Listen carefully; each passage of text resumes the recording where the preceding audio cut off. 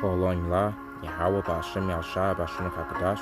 That were honest and apostles in the great millstone. Peace, citation, hope for elect. Shalom. I'm going to start off with 2nd Ezra chapter 9, verse 1. It says, He answered me then and said, Measure thou the time diligently in itself, and when thou seest part of the signs past, which I have told thee before, then shalt thou understand that it is the very same time wherein the highest will begin to visit the world which he made.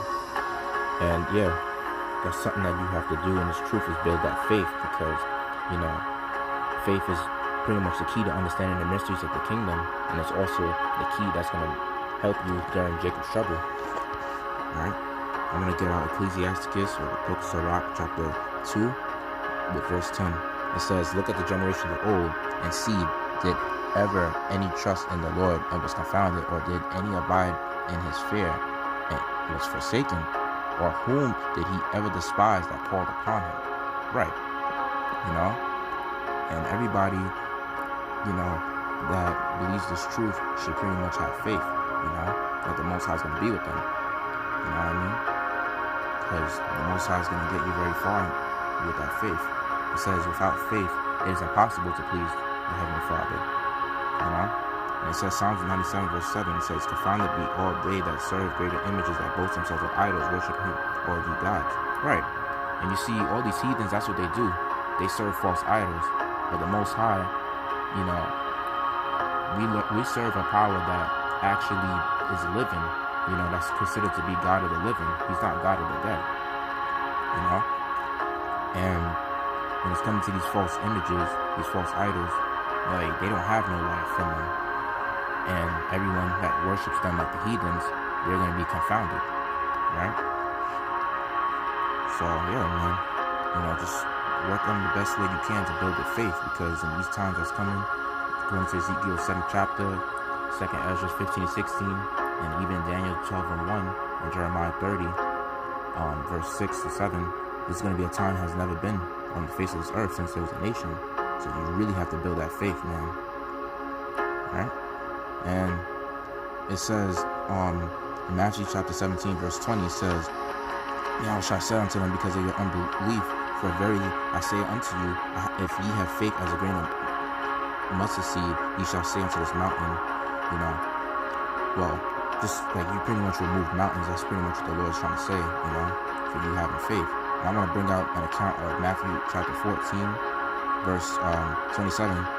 Straightway Yahweh spake unto them, saying, Be of good cheer, it is I, be not afraid. So this is when, he was on the ship, when the disciples were on the ship. And then Peter, it says, And Peter answered him and said, Lord, if it be thou, bid me come unto thee on the water.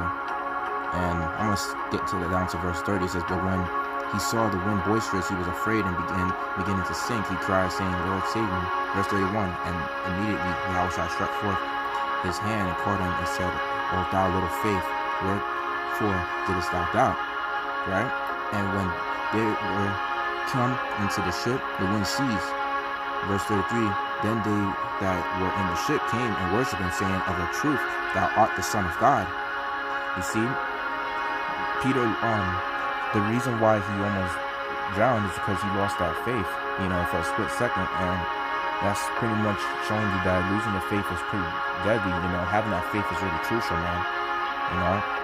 Because no matter where you are, obviously you don't want to tempt the Lord, so you always want to stay out of danger as much as possible. But the Most High is going to try you in the end of the day, because we're still being tried as gold in the fire and being refined as silver. And the fact of the matter is that in this whole process of tribulation and the furnace of adversity, we're being tried as a golden fire, and you have to have that faith, man, that the Most High is going to, put you through certain situations to build you up, to build your spirit. Right. That's what he's going to do, because it tells you in Isaiah 13 that he's going to make a man more precious as fine gold, even more finer than the gold of Ophir, even more finer than Solomon's gold. So yeah, man, just always trust in the Lord, man. They don't have that quote saying, in God we trust, for no reason. But, obviously, his name is Yahweh. His name is Yahweh, and you call him Yahweh Ba'Shem Yashai. And that's who we trust. You feel me? So, yeah, man, just pray. If you lack in that faith, pray for more faith. Because that's pretty much what we're going to really need in the times that we're coming into, because you're looking at a lot of afflictions and calamities and tribulations that, you know, never happened in times past, that's going to happen on a greater scale. So, with that, I'd like to give all glory, praise, and honor to Yahweh, Bashim, Yashar, Bashim, Kakadash, double honor to the apostles of the elders, great millstone, peace, citation, and the whole full elect. Shalom.